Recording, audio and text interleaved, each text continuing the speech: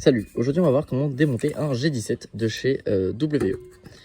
Donc déjà on commence par enlever le chargeur, toujours. Hop là.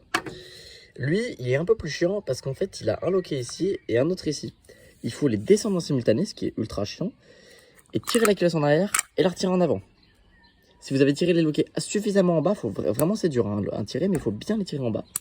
Quand ils sont tirés en bas c'est bon. On fait glisser, même mécanique que sur le M92, on fait glisser. Et c'est là qu'on va un peu plus s'amuser, c'est que lui, il est fait pour être démonté. Alors, déjà, on peut commencer par retirer le spring par-dessus. Alors, c'est un peu chiant.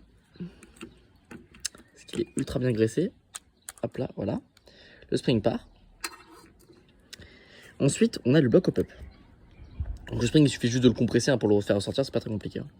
Ensuite, on a toute cette partie-là. Alors, bloc hop-up, je me suis trompé, excusez-moi. C'est toute la partie canon avec le joint hop-up ici, la petite molette qui permet de régler en fait si votre bille à la fin du tir monte ou descend ou reste droite.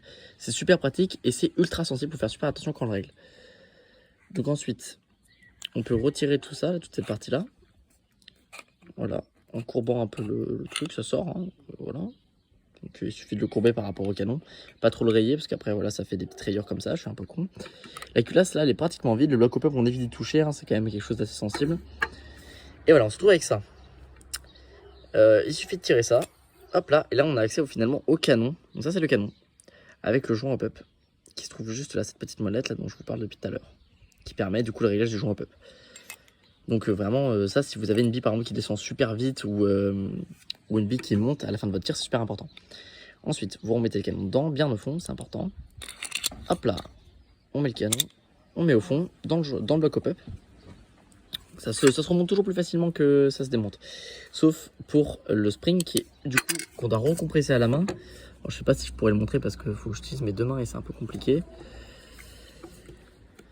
Donc attention sur cette réplique là, il y a, je sais pas du tout si ça se voit, mais ici il y a une sorte de petit creux dans le spring. Ici là. Et il faut qu'il soit en haut. C'est super important. Le spring ensuite ici il a une sorte de marteau un peu. Et il faut qu'il soit pareil, essayer de le mettre au milieu de cette pièce ici. Même mécanique que sur la M92, on fait glisser sur les rails. Alors vraiment, le lien est un peu capricieux. Voilà. Et en fait, il se rebloque tout seul après.